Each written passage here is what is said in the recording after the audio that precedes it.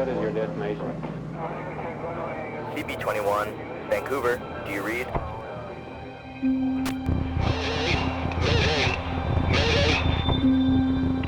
CBA-21, do you read? CBA-21, do you read? Here is the CBC National News. A Canadian Pacific airliner has crashed in rugged country in the Caribou district of British Columbia. Less than an hour after takeoff, an explosion sends CP-21 plummeting to the ground. All 52 people on board killed. There's been much speculation on what caused the crash. A man on the range at the time says the plane appeared to blow up in the air. It looked like a plane just falls straight from the sky, because there was trees in front of the wings, behind the wings, and between the whole plane.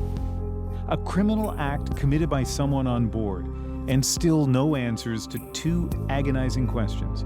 Who did it and why? 53 years later, it remains one of Canada's largest unsolved mass murders.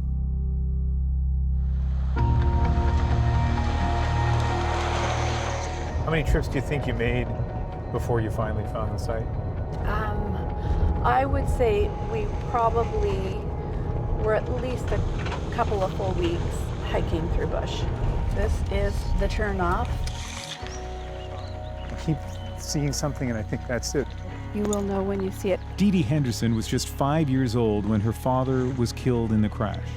Basically, it's all through here. And then this was where the main body of the plane came down. Coming to the site where so many lost their lives is haunting.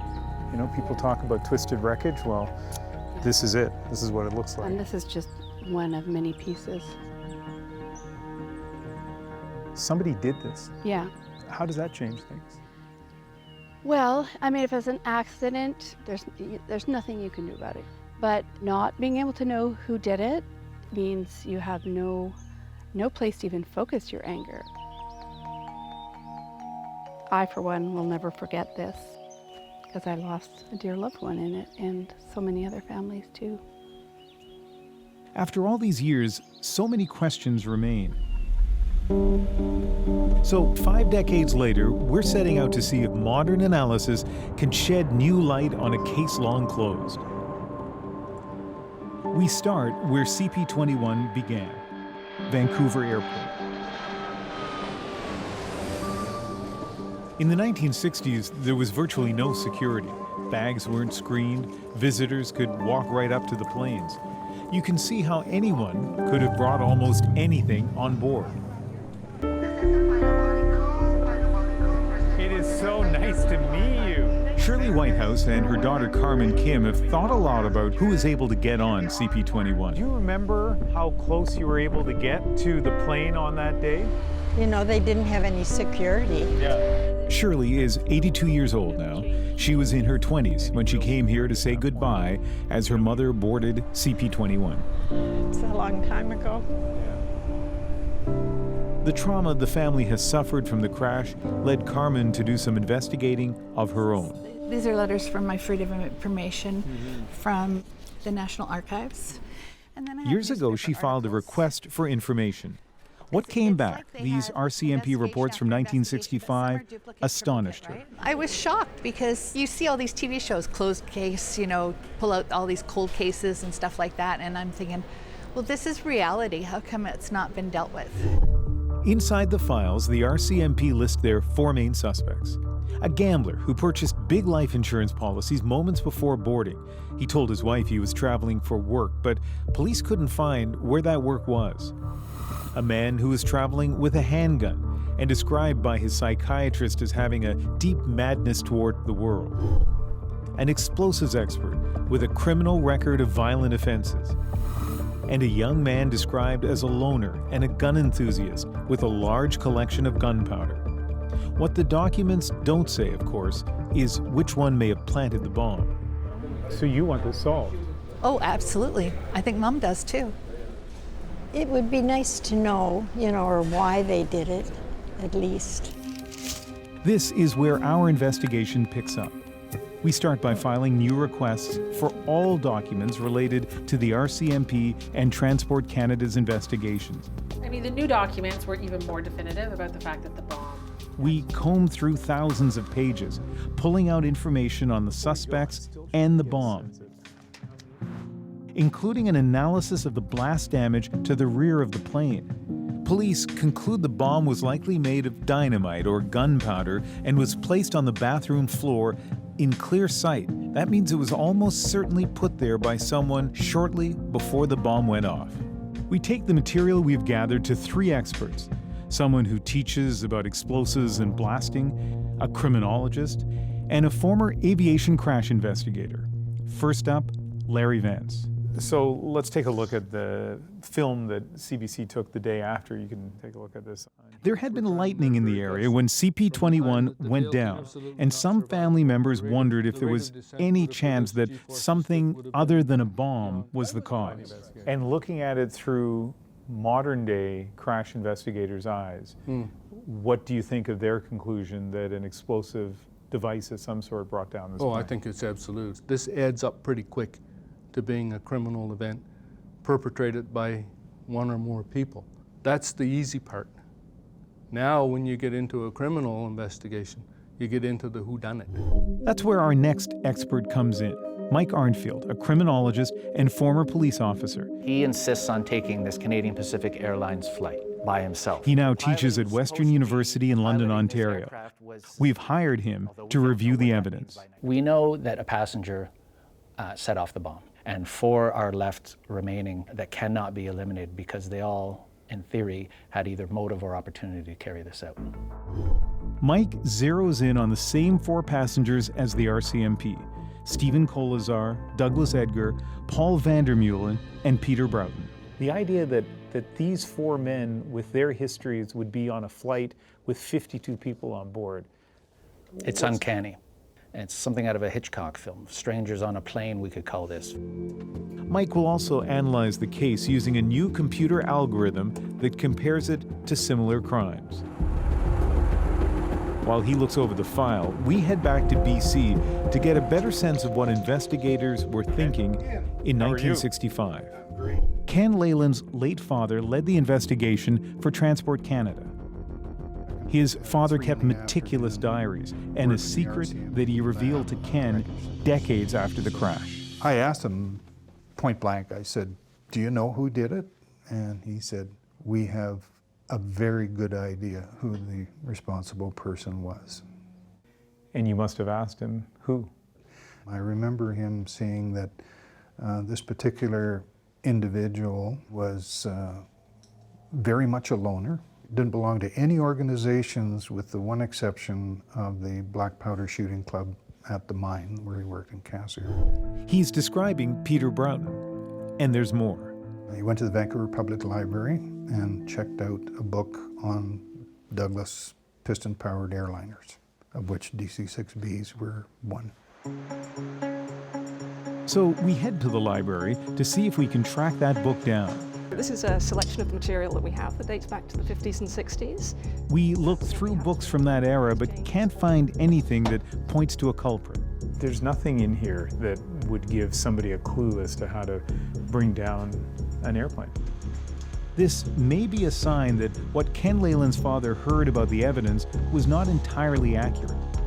But what we do know is that Broughton's connection to gunpowder made him a leading suspect because police believed gunpowder was part of the bomb. There's a saying in forensics and in explosives investigations that the design of a bomb is limited only by the imagination of the bomber. When we come back, we'll test how easy it was to build that bomb. What we find could help us determine who did it. 2, 1.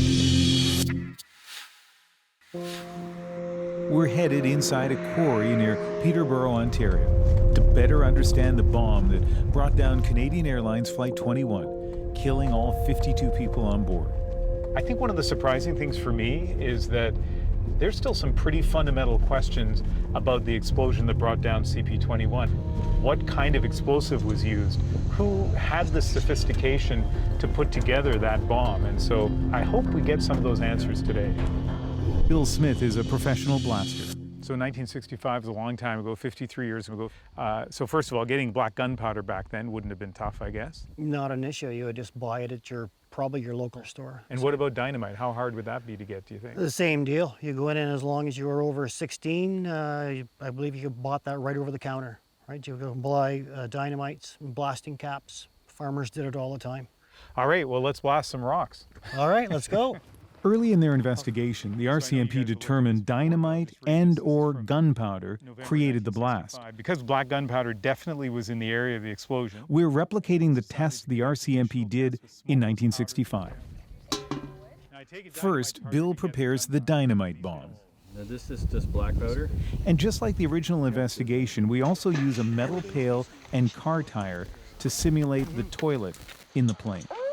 Okay, here we go. Charges on. Okay, ready for the count. 3, 2, 1, 0. Wow. Holy smoke. How high do you think that tire went? 30 meters? Yeah.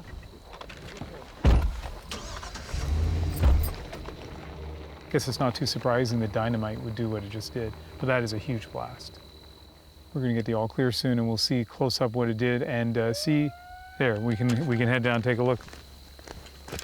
What is interesting is the amount of black residue we have left. What do you mean the pail is gone? Like, gone. But where are the pieces? Wow. I mean, we're having a hard time actually finding fragments of the pail, and can't help but think about the debris of the plane when you look at this, and there's no question that that explosion would be enough to blow a hole in the wall of the plane, no question. We repeat the same test with gunpowder. That's a lot of kick. It also creates a violent explosion. What does this tell you about who might have made this bomb? It wouldn't take a lot of expertise to do what we did today on a plane. Any of the 4 suspects could have created this bomb. So were police wrong to focus on Stephen Kolazar because of his expertise with explosives? What would his motive be? We have no known motive. Here's a guy, he's got kids, he's got a good job, he's respected at work, he's got a troubled past, but when we look at hundreds of other acts of mass murder since then, his age for the use of a bomber-initiated device is way off, far too old statistically. If Kolazar didn't have an apparent motive, who did? We move on to Douglas Edgar. The large insurance policies he bought just hours before boarding the flight raised suspicions. Turns out in the 5 years preceding CP-21, there were 3 other suspected mass murder-suicides on planes, and financial troubles and insurance were reported to be the motive in each of those cases. But keep in mind, buying insurance before flying was not uncommon in the 1960s. Policies were sold at airports, even out of vending machines. Douglas Edgar bought 4 policies worth the equivalent of about $1 million today. Enough for this gambler to leave his family financially well off. Edgar's daughter Leah was 9 when her father died. Leah Edgar, it's a pleasure. Yeah, really nice meeting you. Thanks. More than 50 years later, she's come from California to make it clear she is certain her father was not the bomber. She says there was nothing sinister about the insurance he bought at the airport that day. And I can even remember him giving me some of the change and putting it into the machine. He had me do it because a prize came out, a bundle of papers. One of the things that came up in the investigation, as you know, is that the police couldn't verify where he was headed to. So what do you make of that? He was a gambler. So he may not have wanted to have disclosed all the details of where he was going to be ending up in Prince George. And he could get a day job, and in the logging camps, they would play cards at night. So here's someone who makes a living by deceiving other people through card games. It would have been intuitive for him if money and leaving his family better off was somehow the motive. It would make sense to take out a conventional policy. Mike says someone killing themselves to provide insurance money for others is unlikely to be the sole motive for mass murder. Likelihood then that he did this? I'm prepared to eliminate him entirely. We're now down to 2 suspects. Paul Vandermeulen may have had 2 motives. Months before the flight, he paid a large premium for life insurance. And then there's this. His psychiatrist described him as having a deep madness toward the world. Then there are the contradictory clues of what Vandermeulen took on board. First of all, a handgun, which one expert told us could perhaps have been used to prevent someone from foiling his plan. But he also had a large amount of cash. If you're going to go and demolish an aircraft and kill yourself, why are you carrying money? The same things that make him suspicious and mysterious actually are exculpatory and exclude him. Still, there's enough here that we can't eliminate Vandermeulen. And that brings us to Peter Broughton, Mike's top suspect. Described as a loner, worked at a mine, he's into firearms, he is an armorer at actually the Cassier Mine Gun Club. So he has access to gunpowder, he has access to dynamite. He has a facility where he can test explosives without raising suspicion. And there's more deep inside the police files. Investigators say that just days before the crash, Broughton told his mother there was something dangerous in his room. And this is interesting because she later denies that conversation when she's interviewed by police. Maybe it was a note explaining his rationale for doing this, a suicide note of some kind. Maybe it was the device. We don't know.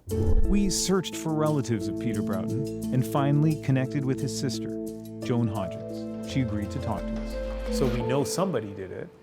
There's no way. That's just not anything he would do, I'm sure. In my heart, I know that. He wouldn't do that. He was a happy kid. He liked to read, he liked his music, he loved hockey, he loved his nieces and nephews, and he was very good to his mom. Now you tell me if a person like that would do such a terrible thing to his family. Why would he do this? That's the question everyone asks about every mass murderer. Somebody may have some insight into who did this. Someone may be holding the key to all this, and we don't know what that is. 2 suspects and 1 exhaustive investigation, and yet no overwhelming proof either was the culprit. But we do know someone on board this plane planted the bomb. More than 50 years later, as family and friends of the victims get older, time for someone to come forward with the key to this mystery is running out.